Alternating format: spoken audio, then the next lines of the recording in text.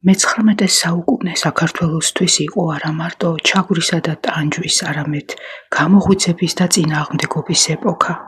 ქართველი ხალხის ბრძოლა მე-19 საუკუნეში აჯანყებებმა, შეთქმულებამ 1832 წელს, თერგდალეულთა დიდმა იდეებმა მოამზადეს ნიადაგი იმისთვის, რომ მე-20 საუკუნის დასაწყისში საქართველოს დამოუკიდებლობა კვლავ აღდგენილიყო. რუსეთის იმპერიაში შეყვანა ქართველებისთვის ბრძოლის ახალი ეტაპის დასაწყისი იყო და არათავისუფლების დასასრული. 1804 წელს მოხდა მთიულეთის დიდი აჯანყება რუსული მმართველობისა და სამხედრო ვალდებულებების წინააღმდეგ. შემდეგ 1812 წელს აჯანყდა კახეთი.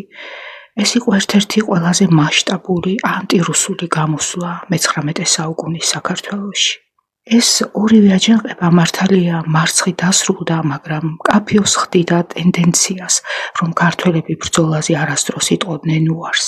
1832 წელს კი იყო შეთქმულების მოწყობის მცდელობა. ეს იყო ქართველი თავადაზნაურების, ინტელექტუალების და საზოგადო მოღვაწეების მცდელობა რუსული მმართველობის დამხობისა.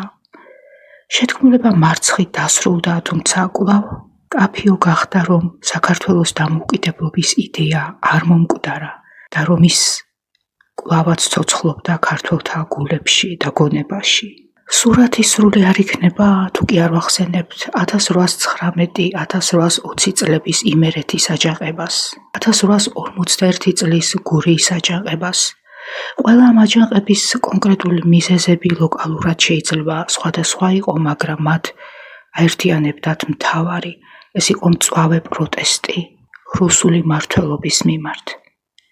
მე-19 საუკუნის მეორე ნახევარში კი გამოჩნდა ახალი თაობა, გამოჩნდნენ თერგდალეულები, ილია ჭავჭავაძე, აკაკი წერეთელი და სხვანი. მათ ბრძოლის სხვა იარაღი აირჩიეს.